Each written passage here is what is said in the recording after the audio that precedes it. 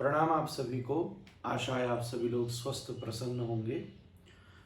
पुरुषोत्तम मास 2020 का आने वाला है, जिसकी तिथि 18 सितंबर से 18 सितंबर से 16 अक्टूबर 16 अक्टूबर तक की है। तो आज मैं आपके सामने एक विशेष बात रखने आया। हमारी हिंदू संस्कृति में इस अधिक मास की बड़ी महिमा है, पर इसके पीछे बहुत बड़ा एक वैज्ञानिक कैलकुलेशन भी है। दो प्रकार का कैलेंडर होता है, एक है सूर्य कैलेंडर या सोलर कैलेंडर। सोलर कैलेंडर बनता है पृथ्वी जितने दिन में सूर्य के चारों तरफ घूम जाती है, जो कि प्रसिद्ध है, 365 डेज का लगभग माना जाता है। पर एक है ल्यूनर कैलेंडर, क्योंकि चंद्रमा भी तो पृथ्वी के चारों तरफ उपस्थित रहता है, वो पृथ्वी के चारों तरफ घूमता है और उसके साथ साथ वो सूर्य का भी चक्कर लगाता है। तो जैसे सोलर कैलेंडर में 30 या 31 दिन होते हैं, हालांकि इसमें फरवरी के लीप ईयर को छोड़ दिया जाए तो 29 दिन है। अक्टूबर भी कई बार डाइवर्ट होता है, क्योंकि एक्चुअल में दुनिया में इस समय जो कैलेंडर यूज़ होता है वो रोमन कैलेंडर है, और वो पहले पुराने रोमन्स ने बनाया, फिर उसमें जूलियस सीजर ने थोड़ा अमेंडमेंट किया जिसका नाम जूलियस कैलेंडर हुआ। खैर, वो इतिहास बहुत लंबा है, मैं तथ्य पर आता हूँ। तो जो ल्यूनर कैलेंडर है, ल्यूनर ईयर जिसको बोलते हैं, वो 365 दिन का नहीं होता, बल्कि 354.3 दिन का होता है, 354.3 डेज का। उसका कारण ये है कि एक महीने में 29.5 डेज लगते हैं। चंद्रमा को संपूर्ण पृथ्वी का राउंड घूमने में 29.5 दिन लगते हैं। वैसे प्रसिद्ध है 27.3 दिन, पर अगर आप नासा की साइट पे जाके देखेंगे तो न्यू मून से न्यू मून तक कैलकुलेशन जो होता है वो 29.5 दिन का माना जाता है। इस प्रकार से 354.3 दिन का फर्क पड़ता है।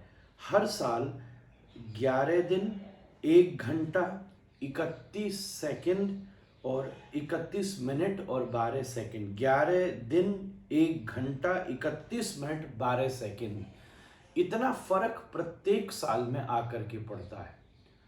तो वो ल्यूनर कैलेंडर और सोलर कैलेंडर के गैप को पूरा करने के लिए 3 वर्ष के बाद, टू बी प्रिसाइज, 32 महीने 16 दिन और 8 घड़ी, एक घड़ी 24 मिनट की होती है, तो 3 घंटा 20 मिनट, मतलब 32 महीना 16 दिन 3 घंटा 20 मिनट में अधिक मास को उसमें जोड़ा जाता है, जो कि 11 दिन हर वर्ष का गैप तैयार होता है।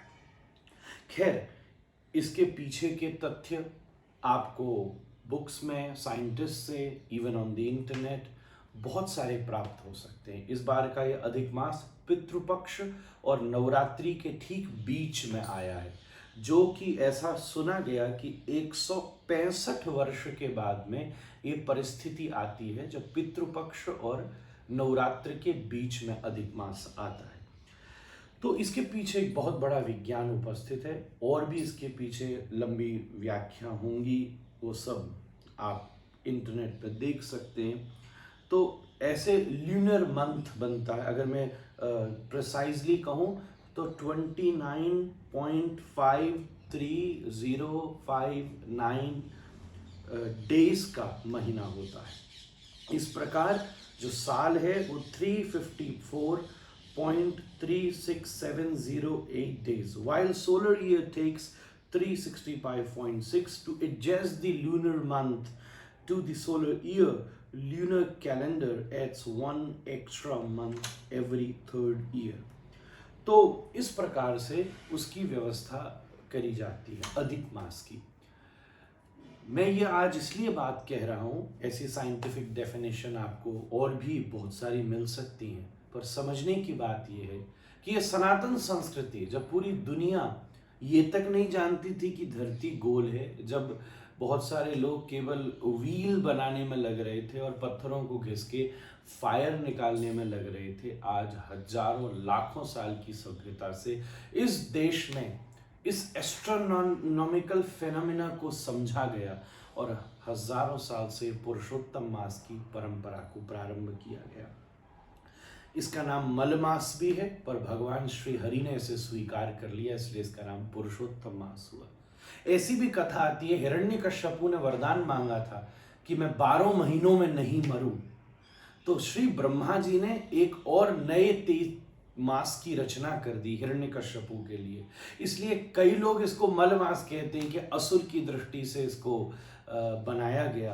पर 13वां महीना बना, उसने तो 12 महीने का कहा था कि मैं नहीं मरूं, तो 13वां महीना बना जिसमें श्री नृसिंह भगवान पुरुषोत्तम भगवान प्रकट हुए और उसका संहार किया, इसलिए इसका नाम पुरुषोत्तम पड़ गया। तो कर्मकांड की दृष्टि से मलमास है जिसमें शुभ कृत्य नहीं होते, पर भक्ति की दृष्टि से पुरुषोत्तम मास है जिसमें प्रहलाद के द्वारा वर्णित नवदा भक्ति का अगर प्रयोग किया जाए तो हम सब की भी जड़ता रूपी स्तंभ को विदरण करके नरहरि प्रकट होंगे और हम सब की भक्ति का संचार करेंगे। मैं ये बात इसलिए कह रहा हूँ, सनातन धर्म में प्रैक्टिस होने वाली प्रत्येक वस्तु का आधार बिलीफ सिस्टम नहीं होता। There is always a science behind it. Even for this whole calculation of Adhik Maas there is a whole unique calendar. कितना महीना लेता है चंद्रमा, आज लाखों साल पहले हमारे ऋषियों ने ये खोज लिया था। इसलिए इस देश में बहुत जान है, यहाँ के धर्म ही यहाँ का आधार है। उसके इस वैज्ञानिक तत्वों को आप समझिए, बल्कि मैं देश के युवा से प्रार्थना करूंगा मेरा सहयोग करे और हम आप सब मिलकर इस भारतीय संस्कृति में विद्यमान यहाँ की वैज्ञानिक चेतना को समझें। सारा विश्व हमारी धार्मिक चेतना के सामने झुक सकता है। आज हर परिस्थिति में हम डेवलपिंग हैं, पर अगर इस देश से प्रभुपाद जैसा, स्वामी विवेकानंद जैसा बड़े बड़े आदर्श धर्मगुरु जाते हैं तो पूरी दुनिया उनके चरणों में बैठ जाती है। ये यहाँ की आध्यात्मिक ऊर्जा है। आप सभी को प्रणाम। आप स्वस्थ रहिए, प्रसन्न रहिए।